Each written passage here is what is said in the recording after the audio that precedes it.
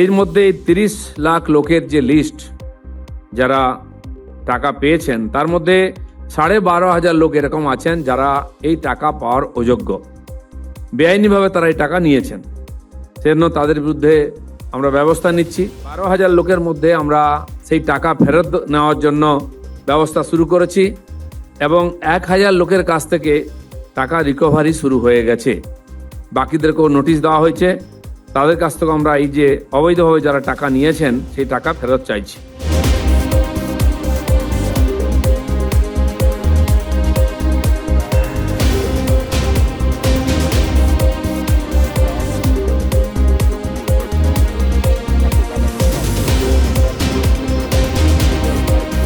মাননীয় মুখ্যমন্ত্রীর হাত ধরে 10,20,000 আবাস যোজনার যারা সুবিধাপ্রাপ্ত তাদের অ্যাকাউন্টে দ্বিতীয় কিস্তির টাকা আমরা পৌঁছে দেব।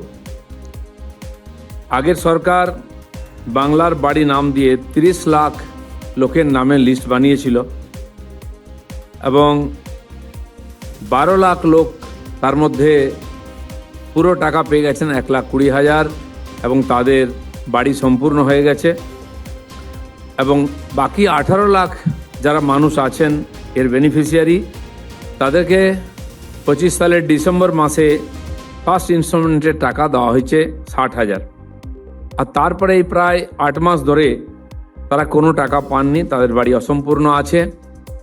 তাই আমাদের মাননীয় মুখ্যমন্ত্রীর নেতৃত্বে সরকার ডিসিশন নিয়েছে যে তাদের বাকি টাকা আমরা দিয়ে দেব।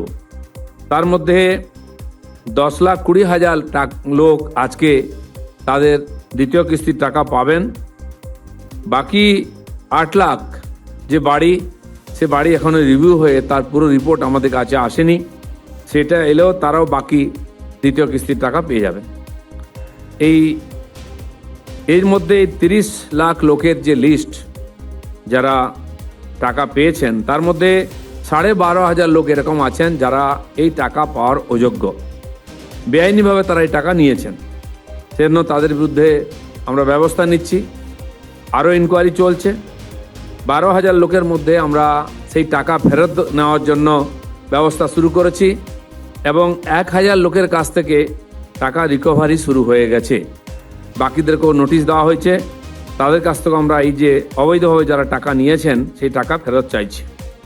এছাড়াও এসআইআরে যে 91 লক্ষ ভোটার বাদ গেছেন যারা অবৈধ ভোটার ছিলেন, তাদের মধ্যে 57,000 লোক এরকম আছেন যারা আবাস যোজনার বাড়ির সুবিধা পেয়েছেন।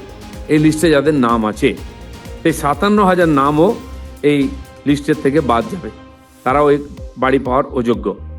তাই আজকের যে এই ছোট্ট অনুষ্ঠান, মাননীয় মুখ্যমন্ত্রী ডিসিশন নিয়েছেন যে যাদেরকে গত সরকার এই লিস্টের মধ্যে নিয়ে এসছে এবং বাংলার বাড়ির নামে সেই তাদেরকে প্রথম দ্বিতীয় কিস্তির টাকা দিয়েছে এবং প্রথম কিস্তি পাওয়ার পরে বাকি আছে, বাকি টাকা আমাদের বর্তমান সরকার দেবে, গরিব মানুষকে বঞ্চিত করবে না।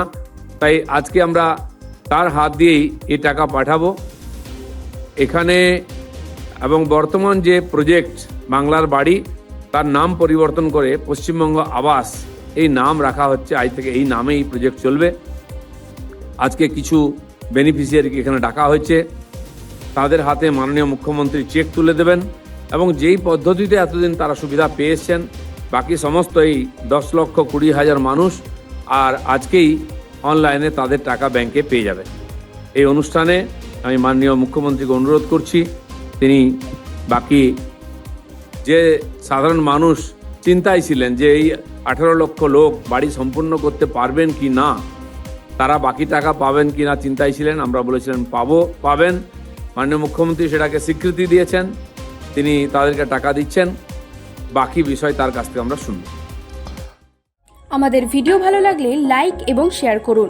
কমেন্ট সেকশনে গিয়ে জানান আপনাদের মতামত। আরও ভিডিও পেতে আমাদের চ্যানেল সাবস্ক্রাইব করুন এবং প্রতি মুহূর্তে খবরের আপডেট পেতে প্রেস করুন বেল আইকন।